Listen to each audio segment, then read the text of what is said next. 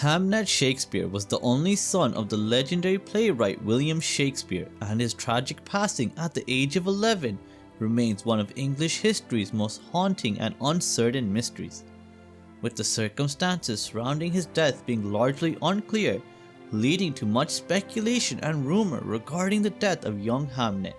As by the time contemporary historians began investigating the scant documentary evidence regarding his passing, they discovered that the parish registers recorded no cause of death whatsoever, an oversight or perhaps a deliberate omission.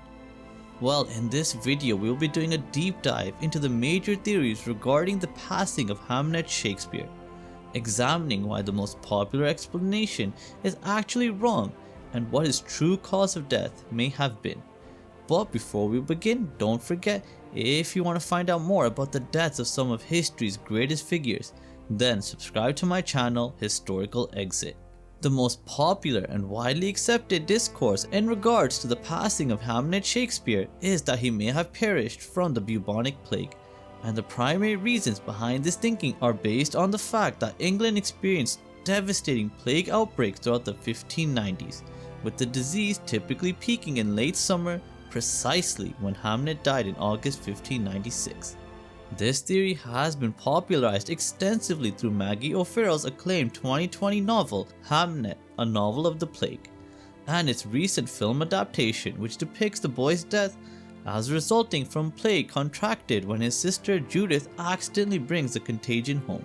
However, contemporary sources and modern scholarly investigation have completely undermined this popular narrative. Our best evidence against the plague theory comes from the analysis of Stratford's parish registers, which were reviewed by Shakespeare scholar James Shapiro, who definitively states that there appears to be no evidence of an outbreak in his hometown during the summer of 1596. Also, the burial records from Holy Trinity Church reveal only 22 burials during the entire summer of 1596, with merely 4 deaths occurring in August. This stands in stark contrast to documented plague outbreaks, which produce unmistakably high mortality spikes.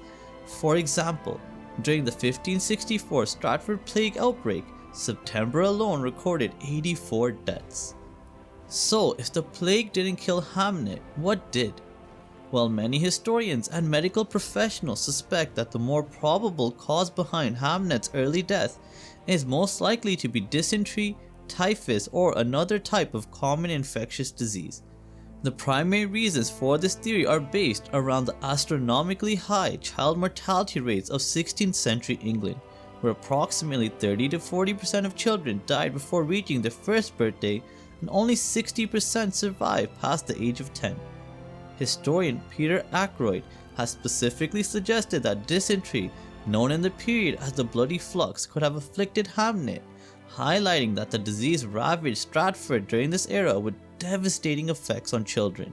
And these were all symptoms and mortality patterns that would have made dysentery or typhus entirely plausible causes of death for an 11-year-old boy in August 1596.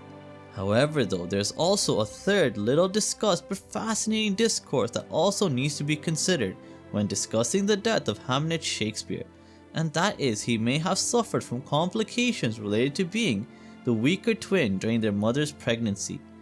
This theory is being advanced by scholar Germaine Greer, who asserts that Hamnet could have been starved of oxygen at the time of his birth and suggests that discordancy in twins is common, meaning one twin may receive inadequate nutrition or oxygen in the womb, resulting in lifelong health complications. I think it is important to highlight here that this theory gains some indirect credibility from the dramatic difference in longevity between the two twins. While Hamnet died at age 11, his twin sister Judith survived to the impressive age of 70, suggesting the pregnancy may have produced starkly disparate outcomes for the two children. So it is not implausible to suggest that a child compromised by birth trauma would have struggled to survive in the harsh environment of 16th century England. But of course, a theory like this is impossible to prove, but it is still interesting nonetheless. Therefore, based on the limited evidence we have available to us from contemporary Renaissance sources, alongside our modern understanding of medicine and Elizabethan England in general, it would be most prudent to ascertain that the cause of Hamnet Shakespeare's death remains fundamentally unknowable. But the most plausible explanations center on common infectious diseases such as dysentery or typhus, potentially compounded by weakness developed from twin birth complications. But what we can say with certainty is that Hamnet died during a period when 1 in 3 children perished before the age of 10. A period when medical understanding was primitive and ineffective, when even the son of England's greatest playwright could vanish from life with no more documentation than a single line in a parish register. So please do let me know in the comments down below if you found this video to be interesting and educational. And if you did enjoy it, please do like and share this video with others, and if you haven't done so already, subscribe to my channel, Historical Exits, so you can find out more about the deaths of some of history's greatest figures. Thank you so much for watching, have a great day, bye.